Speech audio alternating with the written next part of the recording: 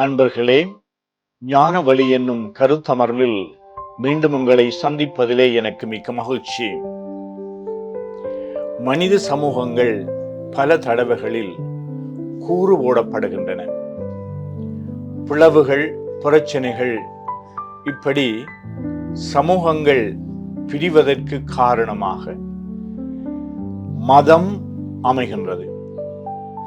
அல்லது உண்மையிலேயே சமயங்கள் மக்களை பிரிப்பது அல்ல, ஆனால் சமயங்களினுடைய அடிப்படையிலே அல்லது இந்த சமயங்களை சரியான முறையிலே புரிந்து கொள்ளாமையும் அல்லது அந்த சமயம் ஒரு வெறியாக சிலருடைய மனங்களில் வளர்க்கப்படுகின்ற பொழுது, அல்லது இந்த சமயத்தினுடைய அடிப்படையிலே தங்களுடைய சொந்த விருப்பு வெறுப்புகளை அவர்கள்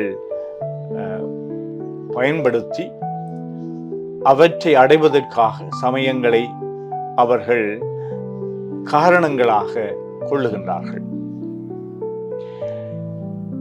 இலங்கையிலே வாழுகின்ற மக்கள் மத்தியிலே பௌத்தர்கள், இந்துக்கள், கிறிஸ்தவர்கள், இஸ்லாமியர்கள் என்று சொல்லி பல சமயங்களை பின்பற்றுகின்ற மக்கள் இருக்கின்றார்கள். ஆனால் எல்லா சமயங்களிலும் பொதுவாக பயன்படுத்தப்படுகின்ற வார்த்தை மனமாற்றம் அல்லது மாற்றம். மாற்றம் என்பது சமூகவியலாளருடைய நோக்கிலே ஒருவர் தன்னுடைய வாழ்வை ஆய்ந்து பார்த்து தீமைகளிலே இருந்து நன்மையை பெறுவதற்காக, அல்லது இருளில் இருந்து ஒளியை பெறுவதற்காக, அல்லது ஒரு தேக்க நிலையிலே இருந்து வளர்ச்சி பாதையிலே முன்னேறுவதற்காக அவர்கள் எடுக்கின்ற ஒரு தீர்மானமாகும். உள ரீதியாக அவர்கள் தங்களுடைய வாழ்வில் நல்ல அல்லது உயர்வான நோக்கங்களை அடிப்படையாக கொண்டு தம்முடைய சிந்தனைகளை, தம்முடைய விருப்புகளை, தம்முடைய நடத்தையை அவர்கள் மாற்றிக்கொள்கின்றார்கள். இவ்வாறு மாற்றம் பெறுகின்ற பொழுது அங்கு அவர்களுடைய வாழ்விலே வளர்ச்சி இடம்பெறுகின்றது. மாற்றம் இல்லாமல் வளர்ச்சி இடம்பெற முடியாது. எங்களுடைய சூழலை உற்று நோக்குகின்ற பொழுது ஒவ்வொரு காலத்திலும் இந்த காலநிலைகள் மாற்றம் அடைகின்றன. அல்லது மரம், செடி, கொடிகள் என்று பார்க்கின்ற பொழுது அங்கு அவை இலை உதிர் காலத்தையும் பின்பு இலை துளிர் காலத்தையும் என்று சொல்லி வசந்த காலத்தையும் என்று நோக்கி அவை மாற்றங்களை கொண்டு இருக்கின்றன. ஒரு மனிதனுடைய வாழ்வில் கூட மாற்றங்கள் அவர்களுடைய பருவத்திற்கு ஏற்ப, அவர்களுடைய முன்னேற்றத்திற்கு ஏற்ப பல மாற்றங்கள் இடம்பெறுகின்றன. உடல் ரீதியாக மாற்றங்கள் எழுகின்றன, உணர்வு ரீதியாக மாற்றங்கள் எழுகின்றன, ஆன்மீக ரீதியாகவும் கூட மாற்றங்கள் எழுகின்றன. இந்த மாற்றத்தை இன்றைய கால நோக்கிலே நான் பார்க்கின்ற பொழுது, இந்த மாற்றம் என்பது சில வேளைகளிலே தவறாக மதங்களை பின்பற்றுகின்றவர்கள் அல்லது மதங்களை காப்பாற்ற, மதங்களை போதிக்க விரும்புகிறவர்களுடைய மத்தியிலே அது தவறாக எண்ணப்படுகின்றது. ஒருவர் மதமாற்றம் செய்கின்றார்.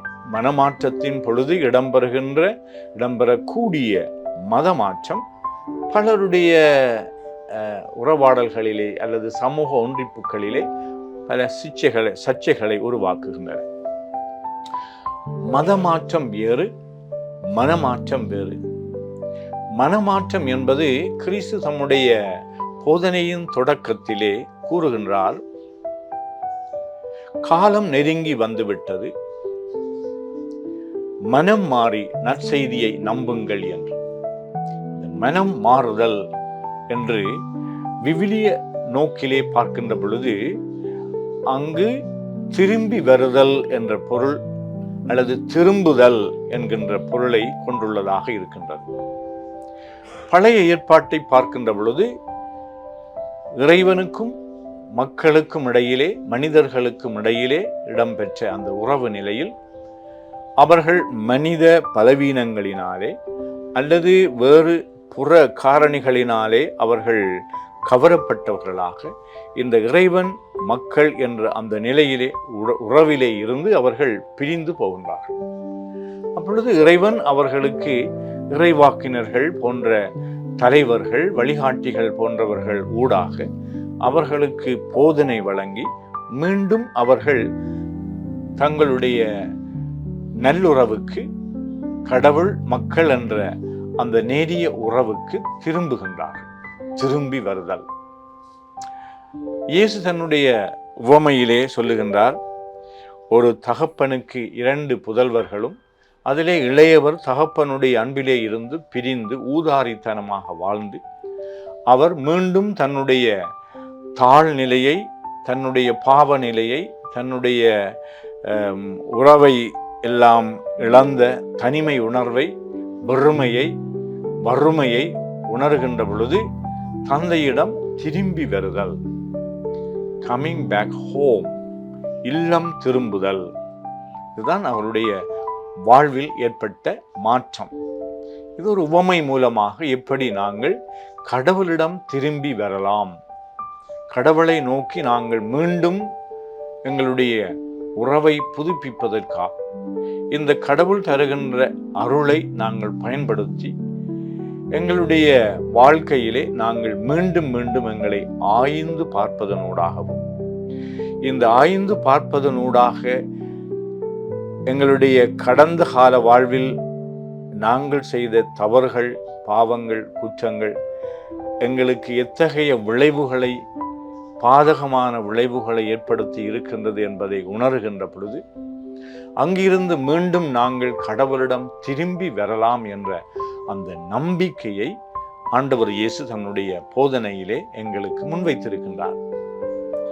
இந்த மனமாற்றம் என்பது சிலருக்கு தங்களுடைய வாழ்வில் அவர்கள் கோடிட்டு நினைவுபடுத்தி அதை ஒரு மிக முக்கியமான ஒரு நகர்வாக, திருப்பமாக அவர்கள் கருதக்கூடிய அளவிற்கு தாக்கங்களை உருவாக்கக்கூடிய மாற்றங்கள் அவருடைய வாழ்க்கையிலே இடம்பெறலாம்.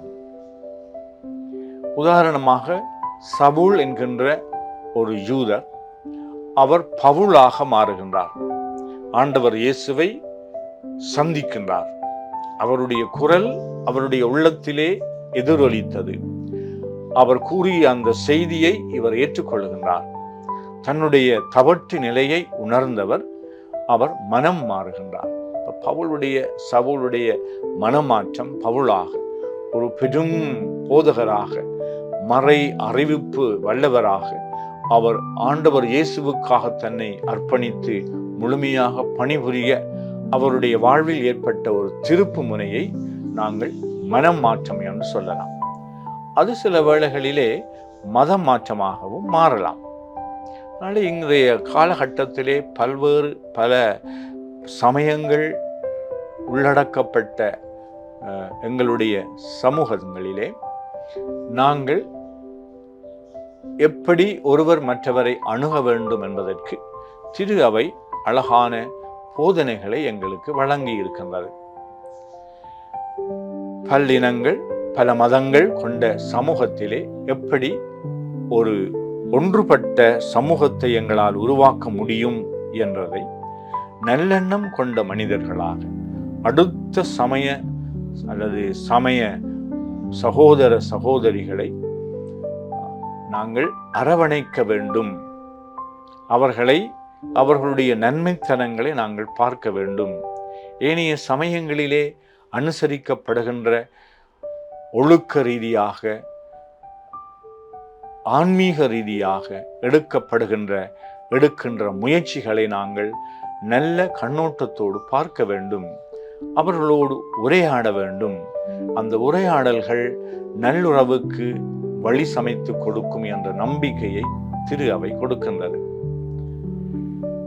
முன்னைய காலத்து திருத்தந்தை பிரான்சிஸ் அவர்கள் எழுதிய சுற்றுமடலிலே யாவரும் சகோதர சகோதரிகள் என்ற அந்த சுற்றுமடலிலே எப்படி இந்த முழு உலகத்தையும் நாங்கள், முழு மனித சமூகத்தையும் நாங்கள் இணைக்கின்ற பாலங்களாக அமைய முடியும் என்று கற்றுத் தருகின்றார். ஆகையினாலே எங்களுடைய வாழ்க்கையில் இடம்பெற வேண்டிய மிக முக்கியமான தனித்துவமான அனுபவம் என்னவென்றால், எங்களுடைய வாழ்வை நாங்கள் எங்களுடைய நம்பிக்கைகளை, எங்களுடைய அணுகுமுறைகளை, எங்களுடைய செயல்பாடுகளை, எங்களுடைய உரையாடல்களை, எங்களுடைய உறவாடல்களை நாங்கள் ஆய்ந்து பார்ப்பது மிகவும் முக்கியமானது. ஒவ்வொரு நாளும் இடம்பெறலாம், அல்லது காலத்திற்கு காலம் நாங்கள் உட்கார்ந்து எங்களை நாங்கள் ஒரு சுய மதிப்பீடு செய்வதற்கு சுய அறிவு கொண்டவர்களாக எங்களுடைய வாழ்க்கையிலே நாங்கள் அவற்றை உருவாக்க வேண்டும். சில வேளைகளிலே இன்னும் ஒருவருடைய ஆலோசனைகளையும் நாங்கள் பெற்று நான் யார் என்று அறிந்து கொள்ள வேண்டும். என்னுடைய நன்மைத்தனங்கள் என்ன, என்னுடைய குறைபாடுகள் என்ன என்று கண்டுகொள்ளலாம். இப்படி நாங்கள் எங்களை ஆய்ந்து பார்க்கின்ற பொழுது அந்த நிலையிலே நாங்கள் ஆண்டவருடைய அருளை சந்திப்போம். இந்த இறைவனுடைய அருள் எங்களுடைய உள்ளத்துக்குள்ளே பொழிவதற்கான ஒரு நல்ல சந்தர்ப்பத்தை நாங்கள் ஏற்படுத்துகின்ற பொழுது அங்கு இறைவன் காட்டுகின்ற வழியை, குறிப்பாக இயேசுவினுடைய வாழ்க்கை முறையை, அவருடைய அந்த அடிப்படை நம்பிக்கைகளை நாங்கள் உள்வாங்க வேண்டும். வெறுமனே நாங்கள் தவறு செய்து விட்டோம், அதில் இருந்து நாங்கள் மனமாற்றம் அடைகின்ற, அதாவது மாற்றத்தை கொண்டு வருதல் என்பது மட்டும் ஒரு மனமாற்றமாக இருக்காது. அவருடைய நோக்கு, அவருடைய பார்வை, அவருடைய விஷன், அவருடைய மதிப்பீடுகள், அதாவது கிறிஸ்து போதித்த உயர்வான இறை ஆட்சி மதிப்பீடுகள், அன்பு, மன்னித்தல், பகிர்தல், நீதி, அமைதி போன்ற உயர்வான மதிப்பீடுகளை நாங்கள் உள்வாங்க வேண்டும். உள்வாங்குகின்ற பொழுது எங்களுடைய மனதிலே எழுகின்ற அந்த மாற்றம் எங்களையும் இறைவனையும் மட்டுமல்ல, எங்களையும் அடுத்திருப்பவர்களையும் இணைக்கின்றது. அதனால் நாங்கள் எங்களுடைய வாழ்க்கையில் மட்டுமல்ல, எங்களுடைய பணியில், நாங்கள் செயற்பாடுகளிலே நாங்கள் உறவுகளை ஏற்படுத்துகின்ற பாலங்களாக அமைகின்றோம்.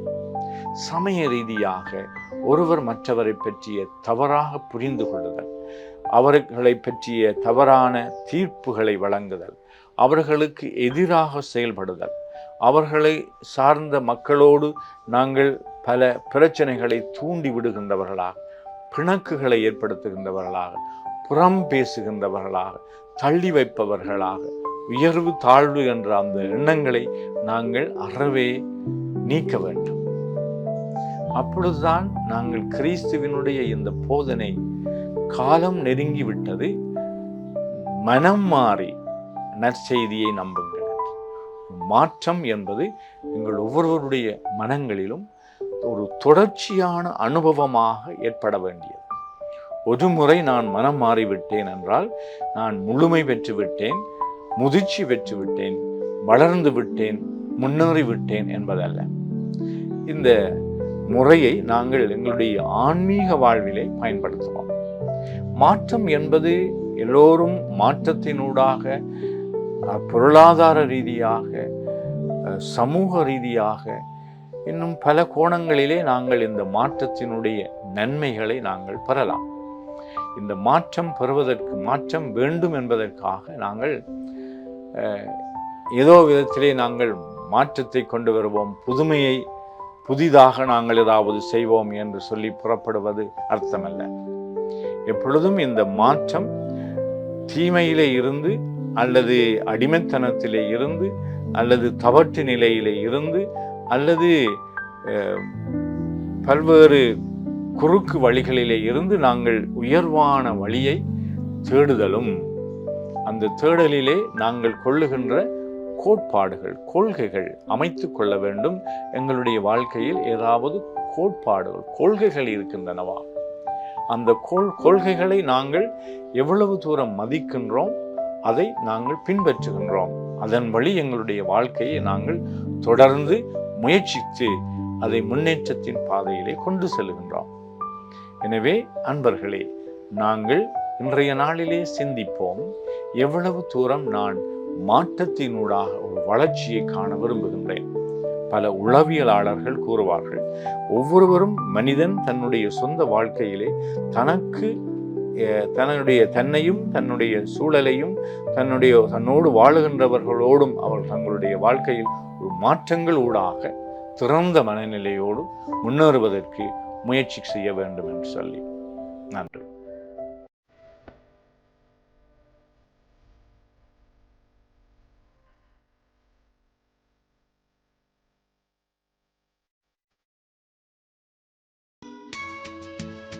ஹோலி மேடையில் புத்தம்புது நிகழ்ச்சிகளை உடனுக்குடன் பார்த்து மகிழ எமது Facebook மற்றும் YouTube பக்கத்தை லைக் செய்யுங்கள்.